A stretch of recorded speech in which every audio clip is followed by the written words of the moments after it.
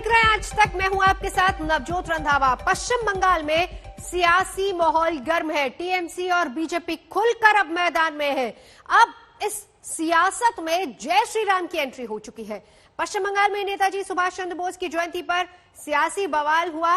कोलकाता के Victoria memorial में हो रहे कार्यक्रम में जैसे ही ममता मंच पर पहुंची, वैसे ही जय श्री राम के नारे लगने लगे। नाराज ममता बगैर भाषण दिए ही मंच से उतर आई।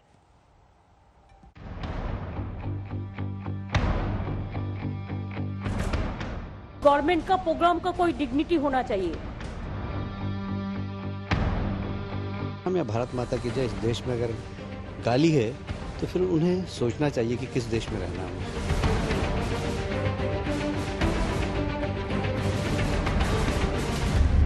जय हिंद, जय हिंद, जय हिंद।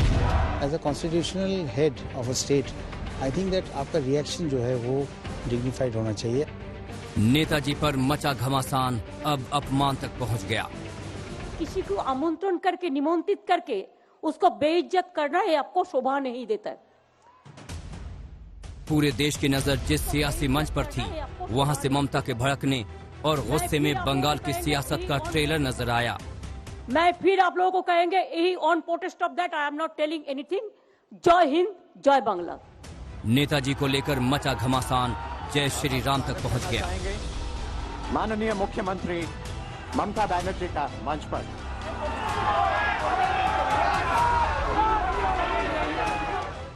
इस प्रकार राजनीतिक हथकंडा अपनाकर और अपना, मैं कहता हूँ, राजनीतिक उल्लू सीधा करना ममता जी से कोई सीखे। मैं उनके इस कृत्य की निंदा करता हूँ।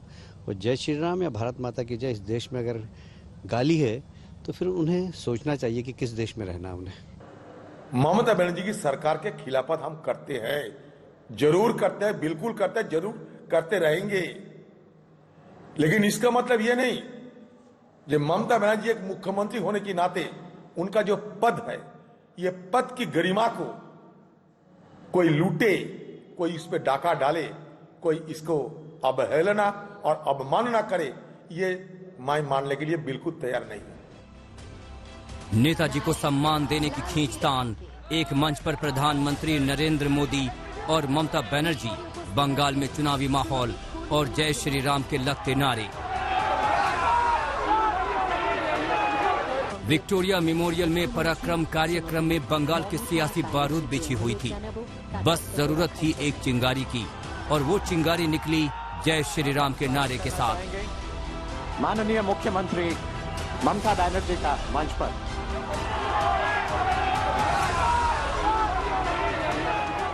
जैसे ही ममता बनर्जी मंच पर बोलने के लिए पहुंची, जय श्री राम के नारे लगने लगे। और इस पावन अवसर पर श्रीमती ममता बनर्जी को मौका दीजिए कुछ शब्द कहने का। कार्यक्रम के आयोजक लोगों से शांति बनाए रखने की अपील करते हैं, लेकिन दीदी अब भड़क चुकी थी। यूं तो दीदी को भाषण के लिए बुलाया गया था, लेकिन दीदी ने अपनी भड़ास निकाल डाली। मैं तो आभारी हूँ प्रधानमंत्री जी का, कल्चरल मिनिस्ट्री का, कि आप लोगों ने कोलकाता में प्रोग्राम बनाया, लेकिन किसी को आमंत्रण करके निमंत्रित करके उसको बेइज्जत करना है आपको शोभा नहीं देता। मैं फिर आप लोगों को कहेंगे यही on protest of that I am not telling anything. जय हिंद, जय बांग्ला। पब्लिक का प्रोग्राम है। पूरे देश की नजर इस कार्यक्रम पर थी। पीएम मोदी भी मंच पर मौजूद थे। बीजेपी बंगाल के आला नेता कार्यक्रम में शामिल थे। ऐसे में दीदी ने पूरे कार्यक्रम को अपने अपमान से जोड़ दिया और पूरे कार्यक्रम को सियासी रंग दे दिया। दीदी बिना भाषण दिए वहां से चली गई।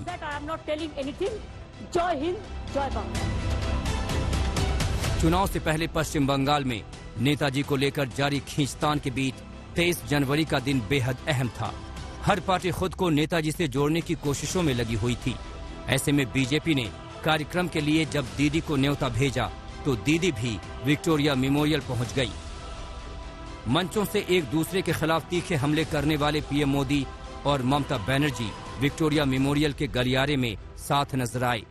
हालांकि हाव भाव में सियासी खटास नजर आ रही थी। इस दौरान पीएम मोदी से दूर चहलकदमी कर रही दीदी राज्यपाल जगदीप धनखड़ से जरूर गुफ्तगू करती नजर आई। इसके बाद वो मौका आया जब दीदी और पीएम मोदी ने मंच साझा किया। नेताजी के सम्मान में आयोजित कार्यक्रम में हिस्सा लिया।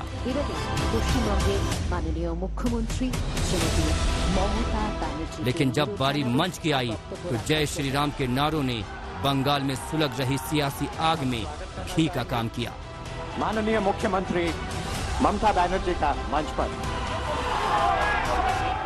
आज तक ब्यूरो। ममता का गुस्सा अब सियासी रंग ले चुका है। बीजेपी ममता के गुस्से पर आक्रामक मोड में है, जिसे राम नाम से जोड़ दिया गया है। वहीं विपक्ष एक बार फिर से बीजेपी पर धर्म की राजनीति करने का आरोप लगा रहा है।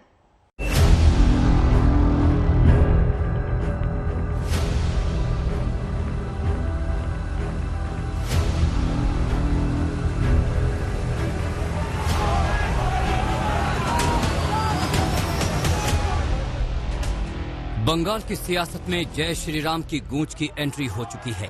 ममता के गुस्से का अब पूरी तरह से राजनीतिकरण हो गया है। बीजेपी ने दीदी के अपमान वाले बयान को जय श्री राम से जोड़ दिया। राम या भारत माता की जय इस देश में अगर गाली है तो फिर उन्हें सोचना चाहिए कि किस देश में रहना है। किसी का भी कार्यक्रम हो, यदि प्रधानमंत्री खड़े हुए किसी ने जय श्री राम का नारा लगाया तो इसमें क्या बुराई है।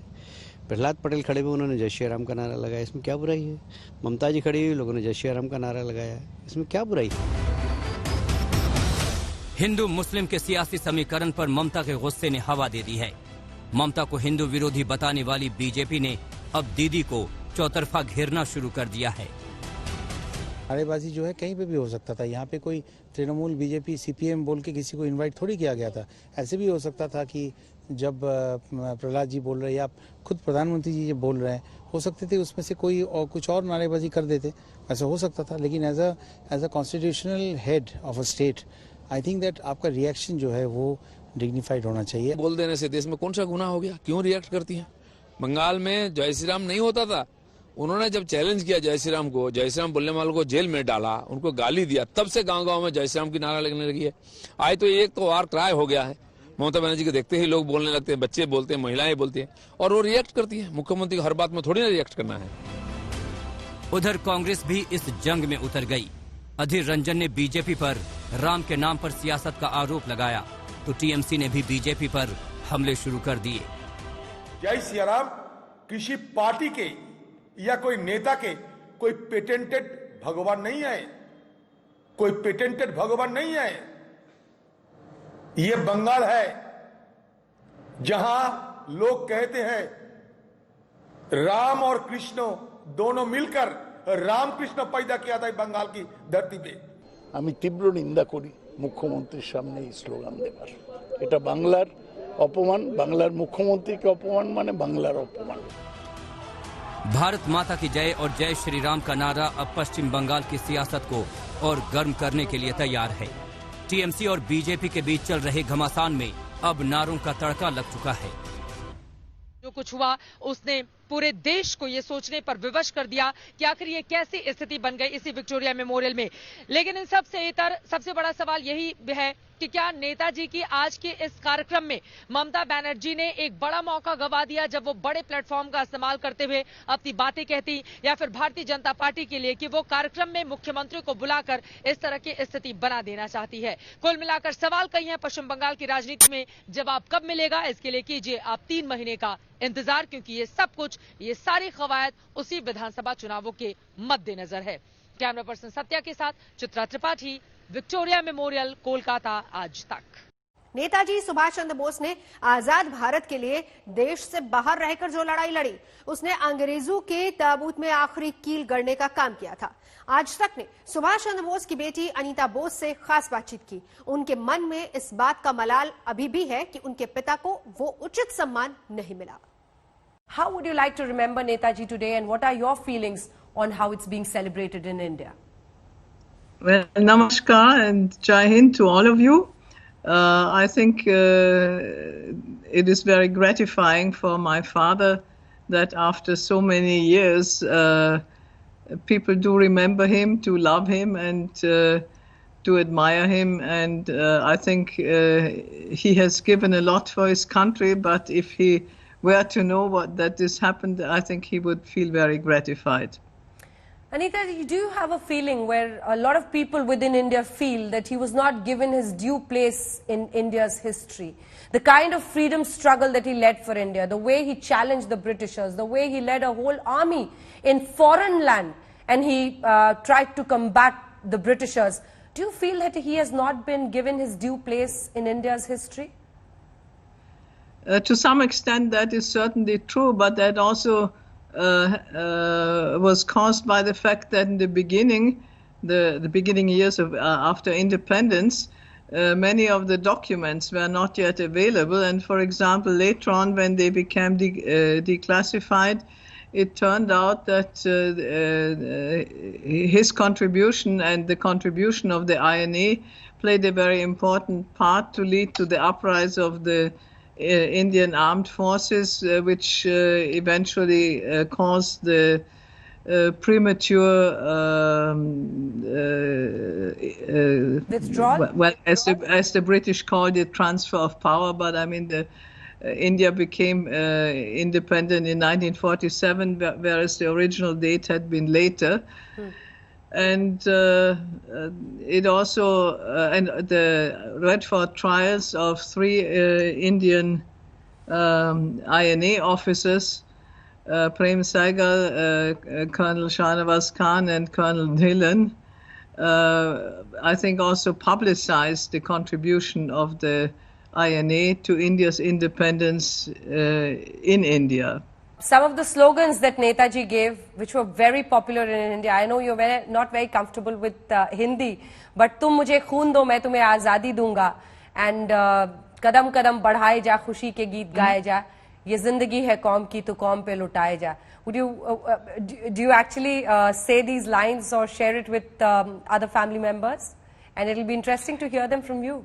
Well, they used to sing the old INA songs like "Kadam kadam badhaye ja." And then, of course, there are other things like Jai Hind. So, Anita Bose Faf, Jai Hind, thank you very much. An absolute honor to have you join us on Aaj Tak. Thank you so much. Nice to have me on. Thank you. Thank you, ma'am. Bengal की सियासत में नेताजी पर are पार की लड़ाई लगातार जारी है। पराक्रम दिवस और देश नायक दिवस पर घमासान देखने को मिला। बीजेपी पराक्रम दिवस को लेकर उतरी तो टीएमसी ने इसके जवाब में अपना जवाब भी रख दिया। सबसे पहले हम आपको दिखाते हैं बीजेपी के पराक्रम दिवस के कार्यक्रम की तस्वीरें, जहां पर प्रधानमंत्री मोदी जमकर गरजे।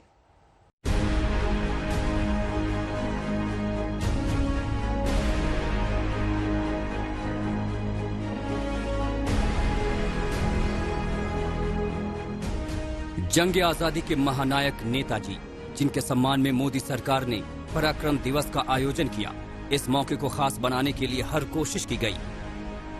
विक्टोरिया टू इंडिया का सपना देखने वाले नेताजी के नारे जय हिंद से विक्टोरिया भवन गूंज उठा। जय हिंद, जय हिंद, जय हिंद।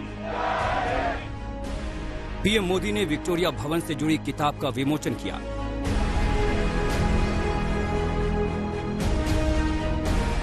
वहीं सिक्का और टिकट जारी किए गए। विक्टोरिया मेमोरियल में 2 नए गैलरी का भी पीएम ने उद्घाटन किया। एक गैलरी नेताजी को लेकर तैयार की गई है, जिसका नाम निर्भीक सुभाष रखा गया है। वहीं दूसरी गैलरी देश के अन्य स्वतंत्रता आंदोलनकारियों को लेकर तैयार की गई है, जिसका नाम विप्लवी भारत रखा गया है। इस बीच प्रधानमंत्री नरेंद्र मोदी ने हावड़ा कालका मेल का नाम बदलकर नेताजी एक्सप्रेस करने का ऐलान किया।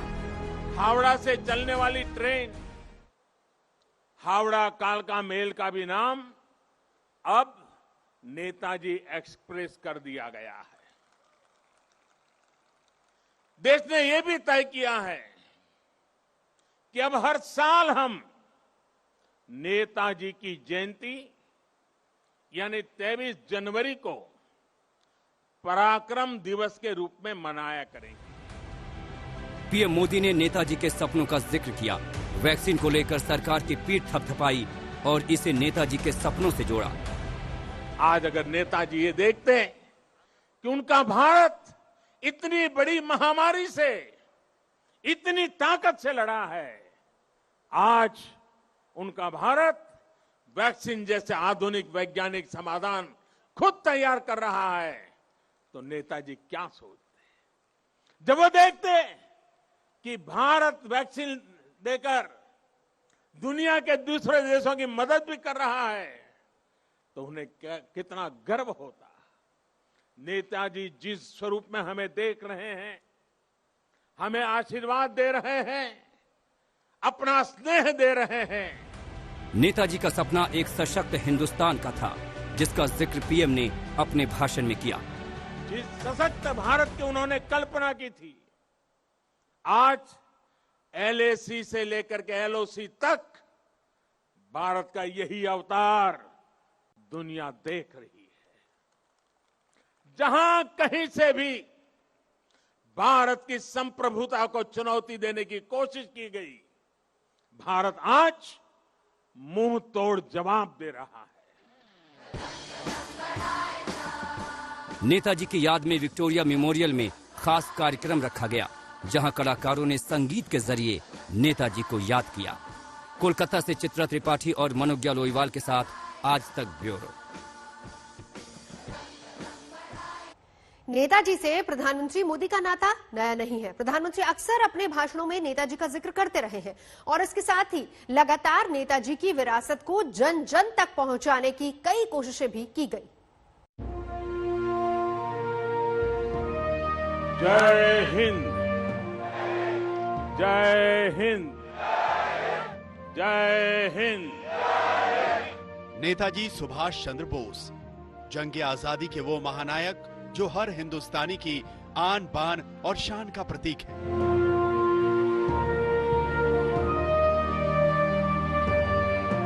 जिनके नाम पर हर देशवासी नाज करता है और जिसका जिक्र आते ही देश के हर शख्स की जुबान पर जय हिंद का जय घोष गूंज उठता है। जय हिंद, जय हिंद, जय हिंद।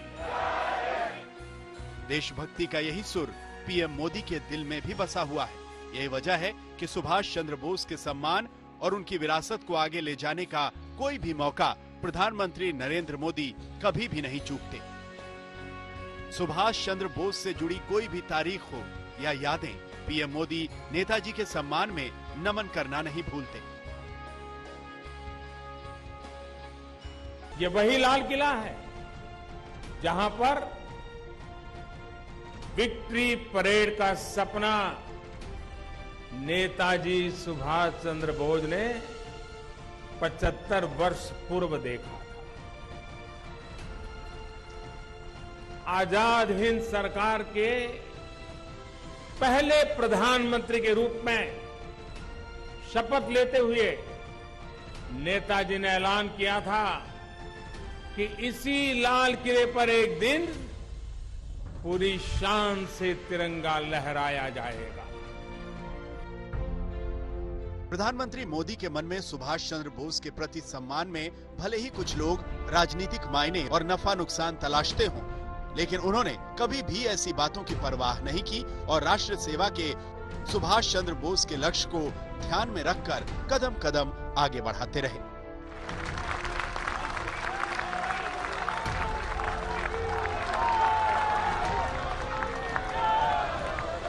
प्रधानमंत्री बनने के बाद मोदी ने नेताजी से जुड़ी फाइलें सार्वजनिक करने का ऐलान किया ताकि देश के लोगों तक सुभाष चंद्र बोस के जीवन से जुड़ी ज्यादा से ज्यादा जानकारियां मिल सकें।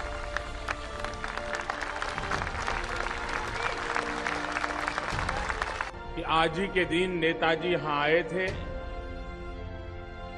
उनका स्मरण करते हुए अपना मोबाइल फोन बाहर निकालिए, सभी अपने मोबाइल की फ्लैश लाइट चालू कीजिए और एक साथ सबके मोबाइल की फ्लैश लाइट चालू कीजिए और नेताजी को सम्मान दीजिए। और इसके बाद उन्होंने लाल किले से सुभाष चंद्र बोस के नाम से संग्रहालय शुरू कराया। ऐसा नहीं कि सुभाष चंद्र बोस की विरासत को सहेजने और उसे जन जन तक पहुंचाने की कोशिश नरेंद्र मोदी ने प्रधानमंत्री बनने के बाद शुरू की। ये तस्वीरें मई 2014 की, जब मोदी बतौर पीएम उम्मीदवार वाराणसी में एक रैली करने जा रहे थे। यहाँ उन्होंने मंच पर सुभाष चंद्र बोस के ड्राइवर और आजाद हिंद फौज के कर्नल रहे निजामुद्दीन के पांव छूकर सभी को चौंका दिया था।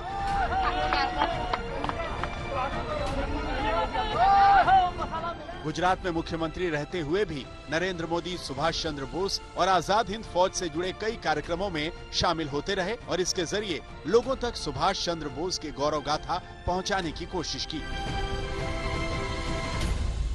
और आज ही के दिन आजाद हिंद फौज ने विश्व के सामने आजादी के जंग के लिए युगल बजाया था। देश का एक तबका है जो ये मानता है कि नेताजी के सम्मान को लेकर जैसा प्रयास होना चाहिए था वो हुआ नहीं। यही वजह है कि सुभाष चंद्र बोस के संघर्षों की ऐसी अनदेखी पर मोदी भी लगातार सवाल उठाते रहे कि एक परिवार को बड़ा बनाने के लिए देश के अनेक सपूतों, वो चाहे सरदार पटेल हो, बाबा साहब आंबेडकर हो, उन्हीं की तरह ही नेताजी के योगदान को भी भुलाने का भरसक प्रयास किया गया है। अब नेताजी की 125वीं जयंती पर पराक्रम दिवस की शुरुआत कर प्रधानमंत्री मोदी ने ऐतिहासिक पहल की शुरुआत कर दी है। उम्मीद है कि इस पहल का असर आने वाली पीढ़ियों पर साफ दिखाई देगा। आज तक ब्यूरो।